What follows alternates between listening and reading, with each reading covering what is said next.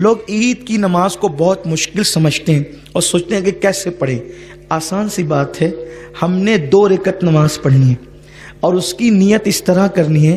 नियत की मैंने नमाज ईद उल फित्र वाजिब अदा करने की, वास्ते अल्लाह के मुँह में रत काबा शरीफ की तरफ, पीछे इस इमाम के 6 तकबीरों के साथ। अगर आप इस तरह न कह सकें, ज़बान से नहीं अदा कर सकें, तो आप सिर्फ दिल में ये नियत करें, दिल में सोच लें कि मैं अल्लाह के लिए ईद की नमाज पढ़ रहा हूँ, बस इतना काफ़ी है।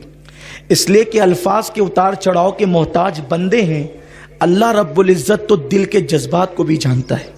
दिल में जज्बात बाद में पैदा होते हैं, वो अलीमुम बिज़ाति सुदूर पहले जानता है कि आपके दिल में जज्बात क्या पैदा होते हैं। और दिल में सिर्फ सोच लें कि हम अल्लाह तेरे लिए ईद की नमाज अदा कर रहे हैं और हमने उसकी नियत की है।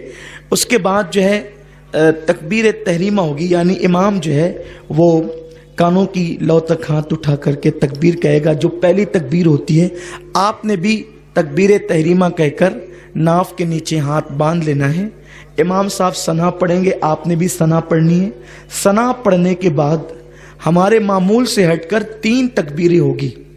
उन 3 तकबीरों में हमने करना यह है कि पहली तकबीर में कानों की लौ तक हाथ ले जाना है और छोड़ देना है, और दूसरी तकबीर में भी कानों की लौ तक हाथ ले जाकर छोड़ देना है, और तीसरी तकबीर में कानों की लौ तक हाथ ले जाकर हाथ को बांध लेना है।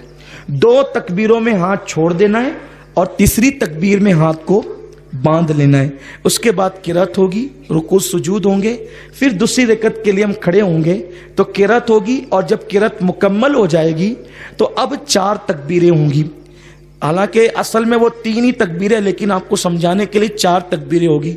3 तकबीरों पर आपको कानों की लौ तक हाथ ले जाकर के छोड़ देना है, और चौथी जो तकबीर होगी वो हमारी रुकू की तकबीर है, इसलिए हमें उसमें कान की लौ तक हाथ नहीं ले जाना है, बल्कि अल्लाह अकबर कहते हुए सीधा रुकू में चले जाना है। आसान सी चीज़ है कि पहली रकत में भी 3 तकबीरें हैं और दूसरी रकत में भी 3 तकबीरें हैं जो ज़्यादा हैं, लेकिन पहली रकत में किरत से पहले 3 तकबीरें हैं और दूसरी रकत में किरत के बाद 3 तकबीरें हैं।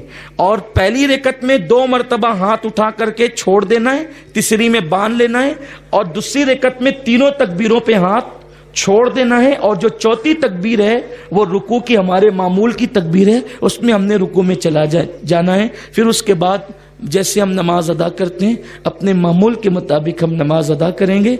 नमाज अदा करने के बाद इंशाअल्लाह ताला फिर खुतबा होगा, और खुतबे के बाद